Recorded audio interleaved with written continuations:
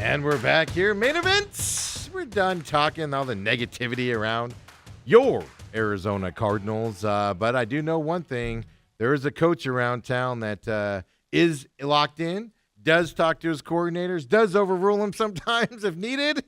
That's Mike Sheahan, of course, Scottsdale Christian Academy. Let's go with the bird's eye view.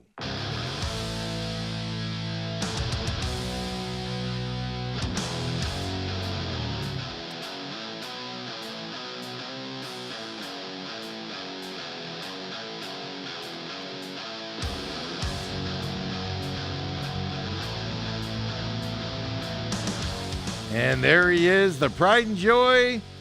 Says the Bears are winning the Super Bowl after their win last time in the bye week. Did he put a little color in that mustache? Yeah. I heard last week it was you couldn't see it. Yeah. Sorry. You couldn't. Sorry. We all thought he shaved it. My hair is curled back in my throat from my mustache. No, it's just I let it grow out a little bit more. I trimmed it up a little bit too much last week. It was a little bit too see-through. Was your wife mad at you when you shaved it too much? Is the bigger question. Actually, she didn't care anymore. First, it was cool. Now she I don't even know if she looks at me. She's over you now. She doesn't care. She's over you. Like, whatever. Do whatever you're gonna do. Yep. Hey, I have obviously last week you played Cortez. Let's get right into it because you got a big matchup this week. We got a lot of questions on that. But last week Cortez, you went up there to Glendale. Won that game handily, if there's no other way to put it there. My question is this, going into that game there, with knowing what you have this week, play your starters a little bit longer, or did you do the same routine where, you still were pulling them out in the normal time frame? Yeah, I kind of pulled them out normal time frame, get everybody some more reps.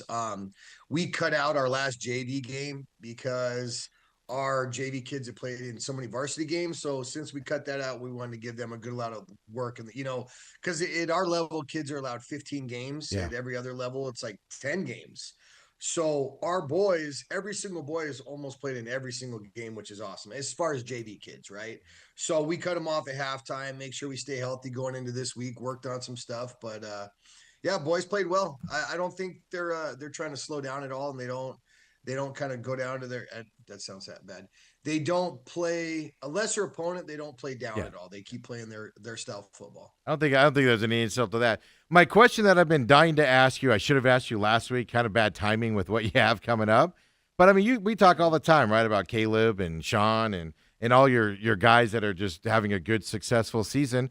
Tell us about some of these kids that have generally, aren't starters, probably aren't going to pay that much, against good teams, but had a lot of games this year. Maybe some of these JV guys coming up here, throw some of those names out there and guys to pay attention to Honestly, here for these guys.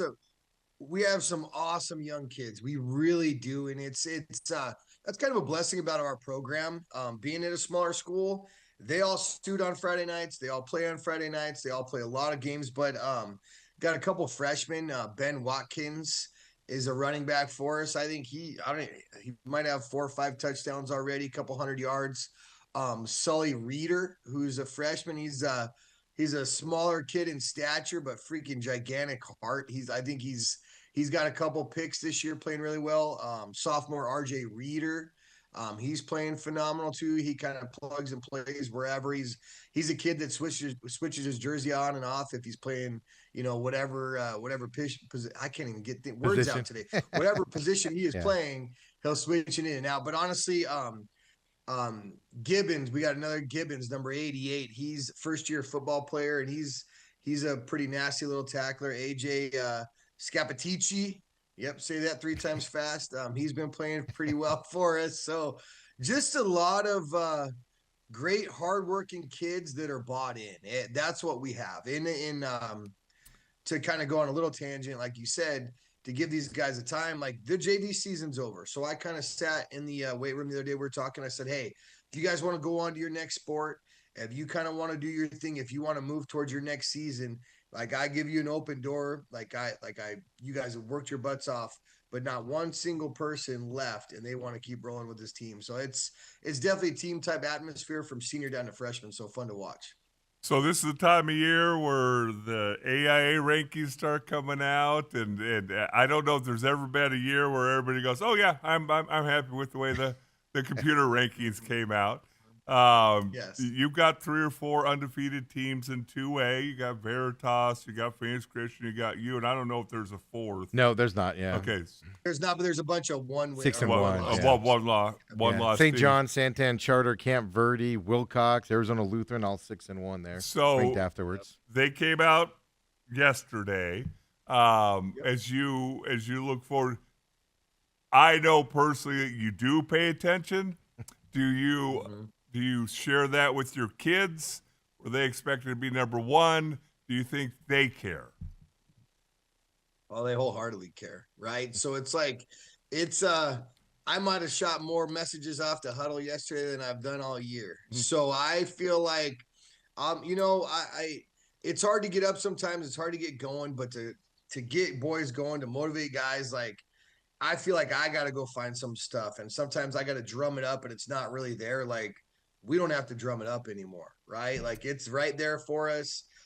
Computers saying that these other teams in front of us, that's great. Like, listen, give us the underdog role, get us a little upset, get our kids with a little bit more motivation than they would normally go into a game. Like, we are literally the underdogs going into Saturday in Phoenix Christian, it says. So we're going to play that role, and our kids are going to try to play up as much as possible. So hopefully we can run with PC. Well, as you and you look over the last 2 years, you won state championship. Last year, 12 seed. Year before, I can't remember what SCA was, but at least 4 probably, because we had 2 home games. I want to say the 3 or 4, I believe. But Yeah, never number one. Yep. And so you look at it, and obviously you're not playing Veritas this year. We got Phoenix Christian on Saturday, And then Camp Verde, which also is high up in the rankings. Okay. So last 2 games. Yes. Yep. so you play on Saturday. Are you a guy who looks at the weather by chance? You know what? I do not, because but I've been told 100 times. So I'm not going to look at it. I'm not going to jinx it. If you say it on here, I'm not coming back on next week. So remember, you guys jinxed it when we went into that first game. So we're going to move on from weather questions. We're going to play a football game. It's not going to rain. It's not going to do any of those things. There's going to be no storms. It's going to be beautiful out. There's nothing coming in from any different direction. Just do us a favor and don't have bug sprayers or a hose spraying your players when they're trying to catch balls getting ready for the weekend. Just don't. Just make sure there's no film of that coming out. I know. I just here we go. And we throw the ball a decent amount. So it'll be interesting. So Yeah. He's got the valid question. I know you don't want to hear it, but it's a valid question. I know. So yes, I have paid attention to the weather, and it's, you know what though? Hey, it is what it is. As long as we can play the game, let's roll. That's what it is, right? So the question is against Chino, and we are now. I mean, we talk a lot here about the Cardinals' offensive woes, Cardinals' offensive coordinator, et cetera. And you've got a good one, right? An offensive coordinator. Does that change the game plan going in, or do you have a secondary game plan or something to that effect? Because you guys do throw the football a lot, and obviously wet weather that can change things up. Yeah, I think you always have to be prepared for that. So I think honestly, like, we haven't necessarily ran the ball as much the last couple of weeks because we have been working our passing. Now comes the weather situation. So this week we're kind of running the ball a little bit more and forcing it a little bit, load the box against ourselves and trying to do that kind of stuff. So it's definitely one of those things you have to practice for and just go with the flow. But you know what? Unless the ball's struck by lightning, the ball still goes through rain and wind, right? So we got to see if we got to put the ball in the air. Those gloves are pretty nasty nowadays that they make it. Almost the wetter. I think the wet. The more I'm wet. telling you, I can't talk to. Yeah, the more wet it is, sometimes the easier it is to catch. It's not slippery leather. Has Sean ever thrown with a glove? I don't know. That's a great question. I don't think so. I don't think he's Kurt Warner did at all. You see a lot of that, right? If a quarterback will throw a glove on, and then all of a sudden it changes the grip. I only bring that up just because I saw ASU yesterday. They were dunking balls in a bucket of water because they're going to Salt Lake where it's definitely raining or snowing, and they're handing it to just splashes everywhere. And we giggle on that stuff here on the program when it happens. But Saturday night game, how does that change your guys' prep going into Saturday? Because obviously you're used to playing Friday night. Then you got a short week for Camp Verde next week. At least it's at home. 2 really good teams coming up. But how does that change the attitude of the players' prep week going into Saturday night instead?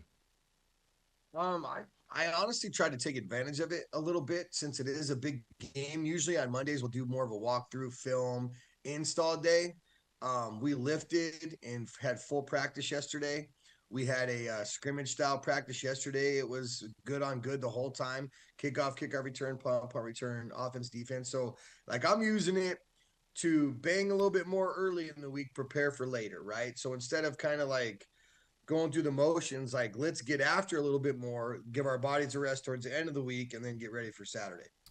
Well, I know it's a big game because I actually got a call from one of your coaches this week asking me a couple things. Talk about Phoenix Christian. What do they bring to the table? What's their offense like? Have you seen an offense like they run? Just talk about them a little bit. Honestly, here's what they are. They're an extremely well coached football team, is what they are. They're going to come and they're going to try to hit you in the mouth. They run some wishbone, they run some double wing stuff like Arizona Lutheran does. They want to put the ball on the ground. They don't throw a lot, but when they do throw, usually dudes are wide open because of the way they run the ball. So I feel like they're an extremely well coached team. Their defense is going to be good. Offense is going to be good. Their special teams, they like the onside, do bloop kicks. Like you have to kind of prepare.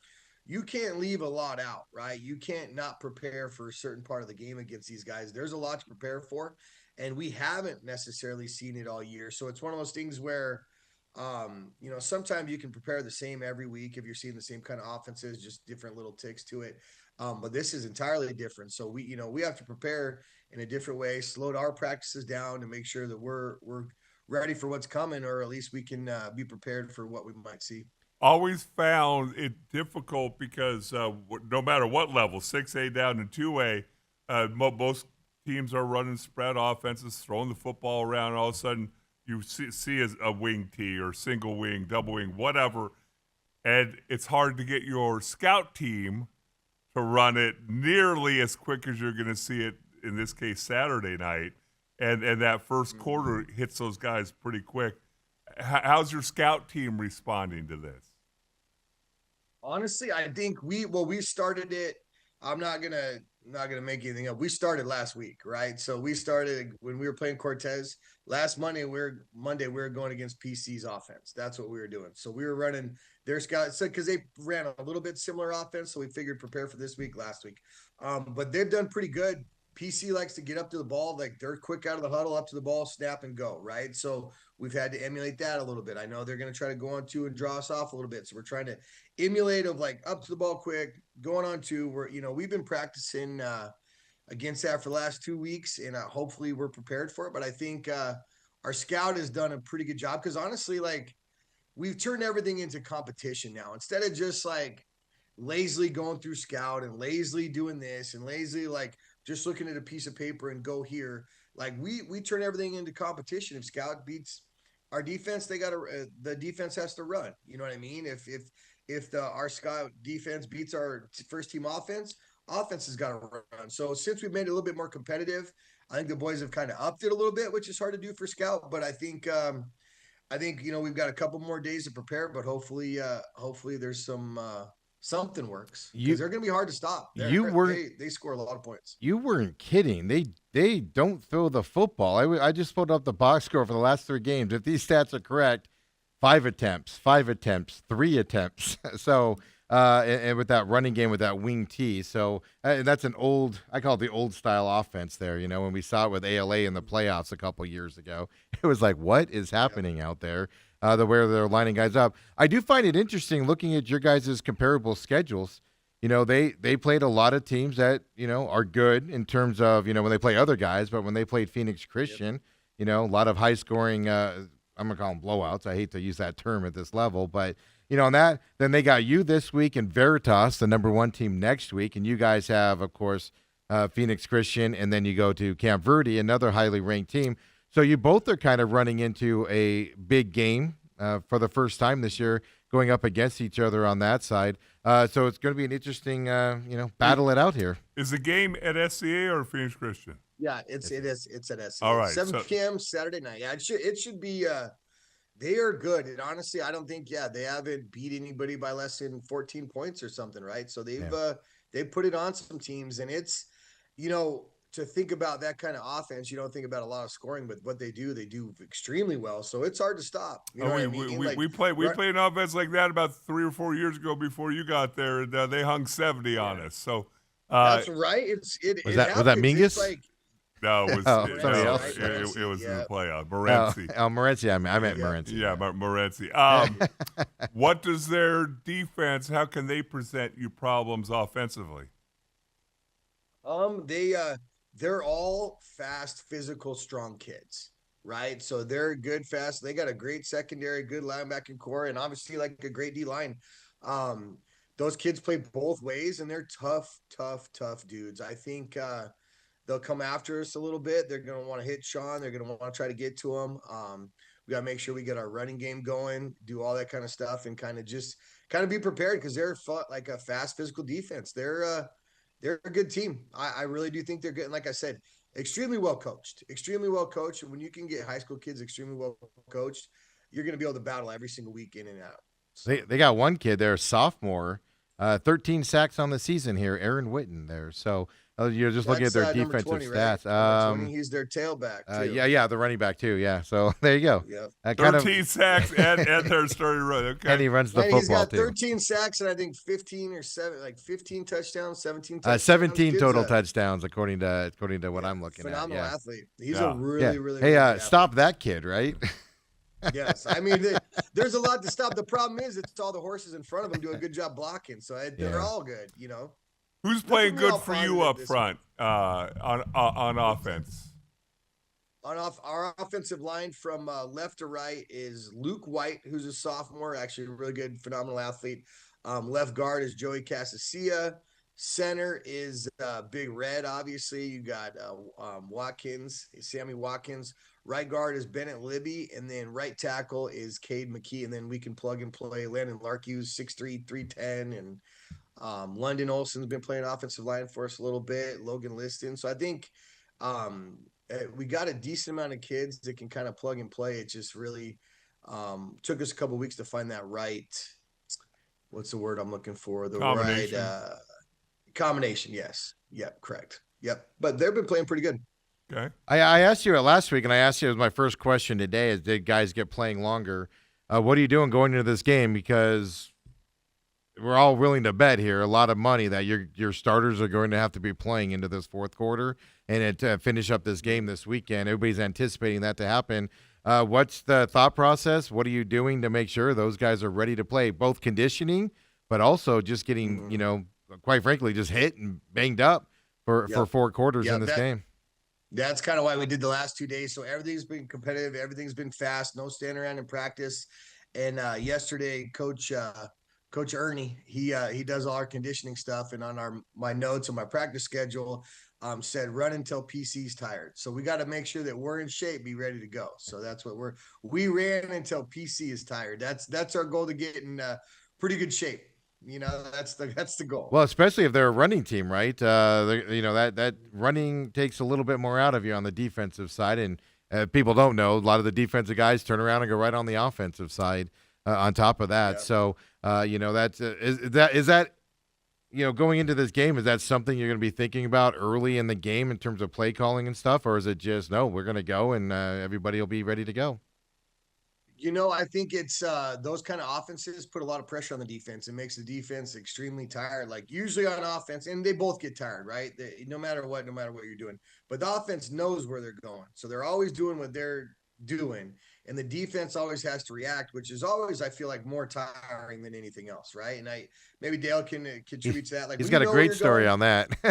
It's not as hard, but when you got to read and react and continue and chase guys down from sideline to sideline, and you're not, doing one thing on a play, and you got to go get that ball, I think it can tire out a defense. So we are probably going to have to kind of rotate in. If there's a long drive, kind of mix some tackles and D ends in a little bit, kind of have a little bit fresher D line to run at them. We're going to do everything we can to give them a battle, but it's a tough one. Like I said, they're ranked above us, so we'll see what happens. What's interesting in the story, Steve, I got to tell this. So I went to SMU. We ran the ball all the time. I mean, if we threw the ball more than 10 times, it's because we were losing. And All right, yeah. our offensive line coach said, "You're wearing him down. You're wearing him down." Every time I broke the huddle, though, every 3 players is a new defensive guy in front of me. And I'm like, how am I wearing them down? They just keep rolling Yeah. guys in here. And then I Fair, had the fair. chance to play in the Japan Bowl All-Star game, and they wanted to get me a sack. So I played I played offense. I played 5 plays on defense. Chased Doug Flutie around for 5 plays. Came off the field, threw up. And I said, okay, it is harder. It's harder to play defense than it is offense. And I started thinking about it. I was like, well, if I'm the right tackle running left, I cut you off. I did my job. But if you just stand there, coach is going to yell at you. So you got to sprint 30 yards to get in the you film. Gotta go at least get near the play, because if you're not on film running towards the ball, you're a big offensive lineman. You're still locked up at the line of scrimmage. Hey, kudos, great job. I got you blocked. I did my job. So it is much more difficult to play defense physically than it is on the offense. So, but obviously you have 82 guys to substitute, so you're good to go, right? I think we're up to like 97 now on max prep. Oh, did you get some transfers here at week 5? Yeah, so who knows? Right? Yeah. Must have from somewhere that I still haven't seen to this day. I haven't seen, like, I don't know. I do find it interesting on a side note, as somebody that peripherally, peruses X and everything and these things. Man, just a couple weeks ago, a lot of people were just railing on you guys for winning the way you were and not having any competition and stuff. And then as I've been looking into Veritas and Phoenix Christian and even Camp Verde, I'm like, they're in the exact same situation. But you don't hear anybody saying negative things about how dare them not be up at 3A and all this other stuff out there. Which to me is a point here that you have the program on the map, and people are looking at you as the standard here at the 2A level. Going into this weekend, and you got the bullseye going in here, and you've earned the bullseye. Now you got to play with the bullseye this week with Phoenix Christian. So what I'm saying is, your players have to match what you put out there. Congratulations. I agree. It's. I'll tell you what. It is an interesting spot to be where we're at. It is. We don't talk about it much, right? But it is an interesting spot to be the 2-time defending state champs, going through stuff. You do have a target on your back. People, it's like. And I'm not, this is not comparing me to all these other things or us, right? So people dislike the Chiefs because they've been good for a while. People hated the Patriots because they were good for a while. People hated Saguaro. People hated Hamilton. They got tired of Chandler. Like building a program is so much fun and it's so much work.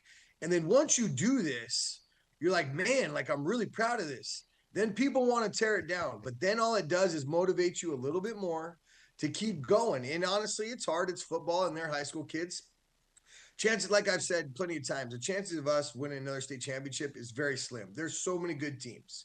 But that we're there, that we're at the tip of everybody's tongues and on their Twitter fingers, then we must be doing something right because they're talking about us, right? And it's not in a bad way. It's just in a way that people don't want to see our success as much anymore. And I take that as not really a respecting, but I'll take it as that. Well, and it doesn't matter what level, whether you're Golden State in basketball, they were the darlings of the NBA, and then it's like, okay, we're tired of you. Well, I couldn't stand them when they kept winning. I loved Steph Curry until he won a bunch. Yeah. Like, man, I like him. And I go back and I'm like, why did I do that? It's so immature of me to think like, why did I get annoyed with Brady? Because he was winning all these. He was cheating too. Immature. He's a cheater. But he's so. But stop it. I mean, are you kidding me? All these guys do that. Like they just, I think it's an immature thing to hate the people at the top instead of trying to respect them. Like I respect anybody that beats us. I will wholeheartedly respect them. If PC goes out and beats us, man, respect to them because they're doing great with their program. If Santan, if Veritas, if ALA, if Camp Verde, if any of those teams beat us, respect to them because we're working our butts off so we don't get beat. And if someone beats us, I mean, more power to them. It'll hurt in the moment, but man, they're working hard to do the same thing as us. Well, the thing is, you always think as you're trying to build something that's the hard part. And as a guy who's been on both sides, I've been 2-14 in the NFL. I've also won some Super Bowl championships. It's harder to maintain once you get there than the building part. You'll look back here in about 10 years now and you go, man, the building part of that was so much fun and so much excitement. Mm-hmm. And then all of a sudden it becomes kind of a chore. It's like, well, now we're expected to win. And that's, in my mind, not nearly as much fun as actually surprising people on the way up. It's exactly what it is. It's the difference between surprise and elation and then disappointment, right? So it's like, if you're doing what you're supposed to be doing and you lose, or you lose a big game or anything like that, when all these teams are very similar, that I'm going to be so disappointed in myself. There's going to be a lot of disappointed families and teams in the program, right? But when we were coming up that first year, like, there was elation and then surprise. Like, people were excited about it, right? Yes. We're doing these things and beating people and winning championships. And then we do it a different way. But, you know, it is so much pressure. And I don't care if it's high school football. The amount of pressure that gets put, like, I put it on myself. I put it on the coaches. I put it on this, and the coaches put it on themselves. Players put it on themselves. Like, it's a lot of pressure. It's pretty real thing. And it's, you don't want to disappoint others. And you also don't want to let others win because they want to see you lose. So that's part of the motivation, right? So that's my motivation, is people that don't want to see us win. I want to win that much more and work that much harder. Okay, before I let you go, I'd be remiss if I didn't ask you about your head. Yeah, sorry. The lab just, Sonny, quiet. Well, before you hit that up, I just want to say, don't sell yourself short on the rebuild side. Also, I know when you look back, that was the exciting part. Because if it was easy to rebuild, everybody would be doing it, and not everybody can do it and get to that point to build a program up like that as well. So, just from that perspective, I love it. And then he's gonna knock you here now. That's fair. Go ahead. Steve thinks he knows me. I'd be remiss if I didn't ask you about your JV program and the head coach. What was his record, and how did you evaluate his season? Coach Taylor. Do you feel any heat of your job security with him behind you here, the JV coach? I'll tell you what, he's awesome, man. He is a player's coach. Absolutely loves these kids. These kids love him back. It's one of those things, like, as a head coach, I miss that part. And Alex does such a good job with that part, because I can't have those same relationships. Mm-hmm. So I miss where he is at with those boys, like the love, the extra work, the texting, all the stuff. You know, they go to him in confidence to go ask him to ask me stuff. So it puts him in a hard spot. But they entrust him so much. I don't think he's lost a game as a head coach, right? Except for maybe 3 years ago. The last 2 years, they've gone undefeated. He's done a good job of getting those kids prepared. And honestly, I don't give him a lot of team time either. He's complained wholeheartedly about the time that you take away from him, for crying out loud. You're trying to get him to lose. Hey, I'll tell him he's got this amount of time, and I want to do something else in the meantime. But he's honestly done a phenomenal job, and it's one of those things, especially as a high school coach, right? To be able to go out there and love these boys and have them love you back and get them to play for you, and you putting all your heart into them, and be a good coach and be able to do the X's and O's at the same time. Like, he's done a great job, and Coach Salazar helped him this year. And we had new coach, Coach Higginbottom. That's a lot of Coach H. A lot of letters. Don't ask me to spell it. Yeah, Coach Higg, Coach Higg, or Coach Grayson. But they've done such a good job with those boys. I love where our JV program is at. I put a stamp on it. I think they play more reps of high school football than anybody else in the state until the playoff time. And I think that is attributed to why our team, like you said, we do keep building. So Taylor does a good job. These kids keep building. So we won 1 year. We won the next year. We're decently good again. And it doesn't just happen by accident with high school kids. It's not like we're going out recruiting a bunch of kids. We don't have all these transfers coming in. We've got homegrown kids that have been here since second grade, first grade, kindergarten, that are coming through this program, and they're able to move up, play a lot of football. And Coach Taylor's doing a good job of just bringing those up and have them prepared for varsity football. We have to do the caveat here, since nobody said it. Dale's son-in-law, folks, is who Dale's referring to on that. So there's a relation I'm not there. Just saying that and I'm not just saying that, right? I tell Alex, great job all the time. I would try to make sure, like, I give these coaches kudos. Like, I do expect a lot of them, but I also give him kudos. He's done a phenomenal job this year. And it's not because of the relation I'm saying this. It's No, no. because legitimately he's but I know. I just Yeah, no, I was don't telling want the him to seem audience like just that. He's because awesome. Dale's taking an awful lot of interest in that one coach out there. That's Well, all he's I'm the saying. head coach. We're crying out loud. He's the head coach Yeah. in waiting. Who's Coach Clark? Who's the offensive coordinator? Who's these guys? I But mean, tell look, me about the JV coach. I mean, you look at Sheehan in 3 years, he's aged about 15. I mean, he ain't got a whole That's no long joke. time left. I had a full head of hair. So yeah. Well, Coach, depending on weather, we're not going to talk about that. I'm planning on coming out there. I've resigned myself to the fact I'll watch the ASU game on my phone, as long as it's good enough for me. I don't want to melt out there, if you know what I mean. No, So I'm looking forward to it, man. It's going to be fun to watch you guys perform and against Phoenix Christian. I'm looking forward to it a lot. I can't wait. We're back in that underdog role, and I think that's where we thrive, and I hope we still can. We still got to go out and play on Saturday, but our boys are pretty dang excited right now. I'll tell you All that. right. Good luck to you. Absolutely. Thank you, guys. Appreciate you guys. Have an awesome week. See you on Saturday. We'll see you next week as well. And Dale, whew, big matchup. Glad it's him and not me. It was amazing though, looking at the schedules. I mean, Phoenix Christian hasn't played anybody to their level either. So they're both two hard games here coming up for both of them. Yeah. And that's fascinating to me. Let's give the kudos to the AIA. Who does the scheduling? AIA or the teams do it, don't they? Well, the teams do obviously you have to play your region games, Yes. and everybody's in region, and I think Phoenix Christian probably looks at SCA the same way. Hey, you know what? Well, we've got a good season going. Whether we go undefeated or not, isn't the big thing. Is we want to win the state championship. Yeah. And This is getting you. These two games are getting you ready for the playoffs. Come on, and then you got that added game against another region, which will be somebody making the playoffs and as so well. you want a challenge. You do not want to be going into the playoffs, winning every game by 50 points, and sitting your starters coming out of halftime. So I think both teams are looking forward to it. I'm keeping my fingers crossed that the weather forecasters for the 99th time are wrong. They have artificial, so as long as it's not raining during the game, I'll be fine. It's just because it'll drain. Dude, do you think we give one It's rip about me. about you? It's about me. I love how you go into that. Well, I'll be out there. It's about me. If the weather's acceptable for Steve I'm McCollum. I'm telling Coach I'll be there, so he doesn't have to text me later on. They don't reach out to you, Dale. So I don't know why you're all so upset that they reach out to me. Where all the are time. you, Steve? Come on back, folks. The main event.